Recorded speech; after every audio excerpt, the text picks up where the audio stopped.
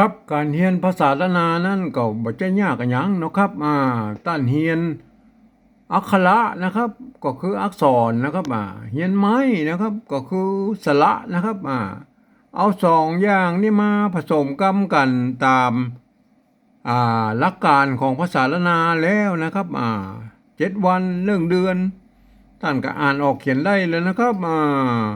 ก่อนที่ท่านจะไปเขียนนั่นนะขอให้มาฝึกอ่านหรือมันคล่องให้ก่อนนะครับเพราะว่าโจโลเขาไปเขียนนั่นนะมันเกิดบอกนะครับมันจะเขียนผิดนะครับมันจะเขียนผิดรูปแบบของหลักการภาษาละนานะครับเพราะฉะนั้นเรามาอ่านแล้วก็จำไว้นะครับผู้เขียนจะได้เขาก็จำไว้นะครับแล้วก็เอาไปเขียนนะครับอันวันนี้เราจะมาฝึกอ่านภาษาละนาที่เปิ้นเขียนไว้ในรูปแบบของก่อนแปดตลาดของภาคกลางปุ้นนะครับเฮามาเขียนเป็นกำเมืองนะครับแม่เฮาเรามากอยเลยนะครับเฮาลองมากอยเลยนะครับอันนี้ตัวแรกเนี่ยเห็นไหมตัวปะนะครับเสียงสามัญนะครับอ่านว่าปอนะครับ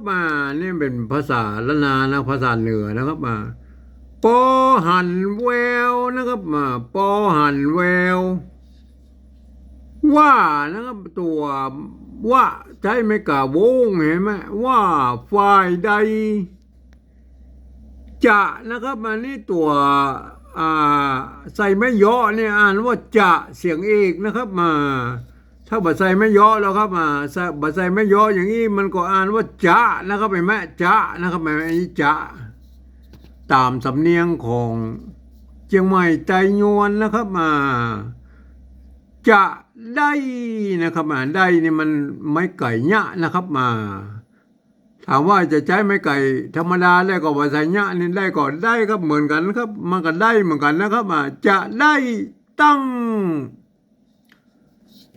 รัฐบาลนะครับตัวนี้ตัวเป็นภาษาบาลีนะครับเรียนแบบมาจากภาษาบาลีนะครับก็คือเอาภาษาละลีเป็นเก้าเง่านะครับมาเขียนเป็นภาษาชาวบ้านเห็นไหมเป็นก็ไม่ต้องใส่ไม้ซัดก็ได้นะหรืออย่าใส่ก็ได้ก็บอกเป็นอย่างนะครับเพราะว่ามันเป็นภาษาชาวบ้านแล้วนะครับตัวละตะนะครับเป็นตัวสะกดนะครับตัวละนี่เป็นตัวพยัญชนะต้นนะตัวหางละทะนี่เป็นตัวซ้อนทั้งลุ่มนะครับ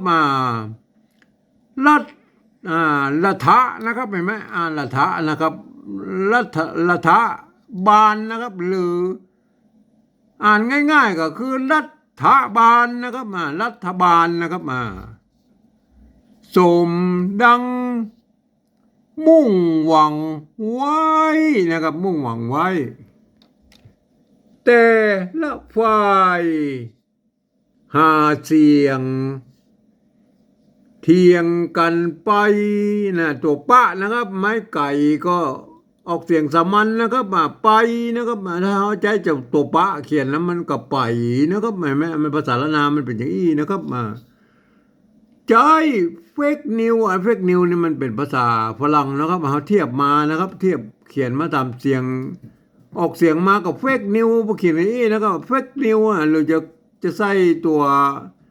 ซะตัวยังเป็นกะลันก็ได้นะก็แล้วแต่นะครับอันนี้เอาง่ายๆเลยนะก็เขียนตัวนี้นะครับเฟกนิวนะครับใช้เฟกนิวทูไทยเปิบนะครับเปิบนี่มันเปิบนี่เป็นภาษาละนานะครับเปิบก็หมายถึงเป็นขี้ตูนั่นแหละขี้ตูขี้เปิบนั่นนะครับเปิบใส่นะครับเปิบใส่กับเปิบขี้ตูใส่นั่นนะขี้ตูนั่นนะเปิบใส่ความนะครับความนี่มันใจตัวข้าหางยาวนะครับออกเสียงคอนะครับเห็นไหมตัวข้าตัวคอของภาษาละนานที่แท้จริงเนี่ยกะข้าง่านะมาข้าคอละครังนะครับตัวที่สี่นะครับ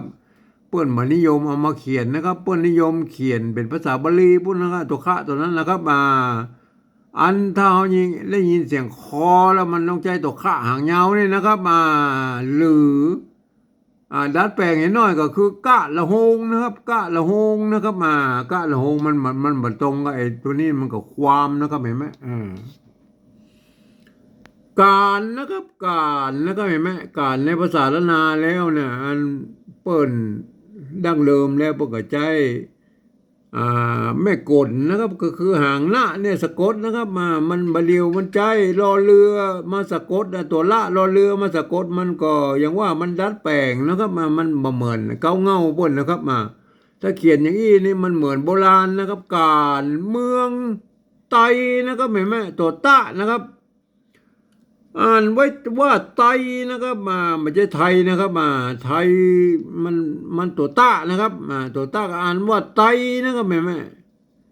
เป็นจะยี่นะจะนี่เสียงเอกนะเห็นไหมจะใส่ไม่เยาะกับเสียงเอกนะครับจะยี่มีมาเมินนะครับเศร้าเหลือใช่ไหมเหลือตัวเนี้ยมันกันย่อนในปกติแล้วมันจะอยู่ลุ่มตัวละนี่นะครับไม่เกลือนะครับเห็นไหมแต่การเขียนแบบนี้นะมันนิยมกันทั้งหมู่เขินหมู่อย่างตั้งเหนือพุ่นนะครับเห็นไหมเปิ้นย้ายนะครับเปิ้นย้ายกันย้อนเนี่ยไปว่างหลังเพราะเหตุผลเปิ้นว่ามันจะลดมันทัดนะครับเห็นไหมมันลดมันทัดนะครับเพราะนั้นมันหลายจันใบ3-4จันใบแล้วมันลดมันทัดนะครับพวกก็เลยย้ายไปไว้ทางหลังบนครับเศร้าเหลือเกินนะครับหมู่เฮานะครับตัวละนี่นะครับเห็นไหมเสียงฮอเนี่ยเสียงละนาเนี่ยเปิ้นเอาใจตัวละเขียนแตนนะครับมันก็ใจร่วมกันนะคำนี้ใจ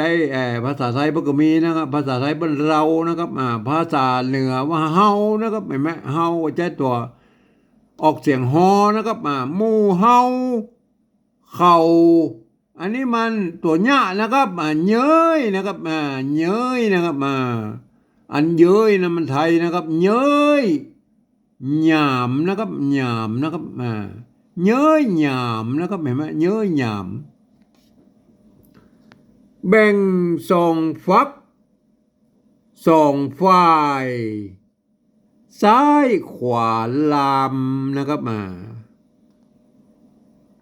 เป็นแล้วซ้ำเนี่ยมันเป็นคำเหนือนะครับซ้ำนะครับหมายก็ว่าติดใจนะครับติดใจนะครับซ้ำติดใจติดใจเอากำนะครับซ้ำนะครับอะไรไหมเป็นแล้วซ้ำจัดแบ่งเพิกนะครับแบ่งเพิกนี่ก็แบ่งฝักแบ่งฝ่ายนั่นแหละครับแบ่งเพิกบ่เลิกลาเห็นไหมบ่เลิกลาเลิกลานี่มันเป็นคำไทยนะครับยืมมันมาเขียนนะครับมาอ่านรวดๆดูนะครับปอหันแววว่าฝ่ายใด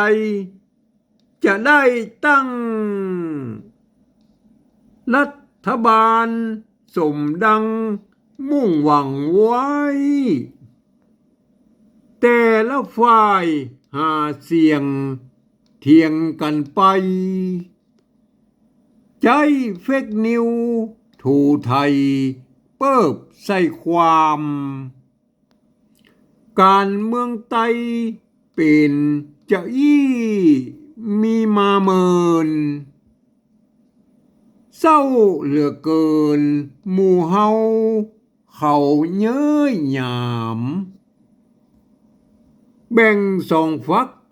สองฝ่ายซ้ายขวาลามเป็นแล้วซ้ำจัดแบ่งเพิกบ่เลิกลานะครับของท่านไปหัดอ่านในก่อนนะครับอ่านมันคล่องๆก่อนนะครับแล้วก็จำไว้นะครับว่าปนเขียนกันอย่างไรก็เอาไปเขียนกันอย่างนั้นนะครับให้มันตามแบบอย่างน้อยๆก็เป็นโบราณเขาใจกรรมโบราณที่ปนเขียนกันมานะครับอย่าไปคืดเอาใหม่นะครับคืดเอาใหม่นะมันอย่างว่ามันผิดแบบนะครับถ้าไม่เอาใจกรรมโบราณเนี่ยมันอย่างว่าแล้วมันมีเปิ้นฮ้องว่าอ้างอิงในภาษาโบราณได้นะครับมันเป็นอย่างอี้นะโบราณเปิ้นมีเขาก็อ้างโบราณว่าว่าเฮาเขียนผิดเขียนถูกอย่างไรก็เฮาก็อ้างโบราณได้นะครับมีที่อ้างนะครับครับขอให้ท่านไปอ่านก่อนนะครับวันนี้ผมก็ขอบรรยายเพียงแค่นี้นะครับ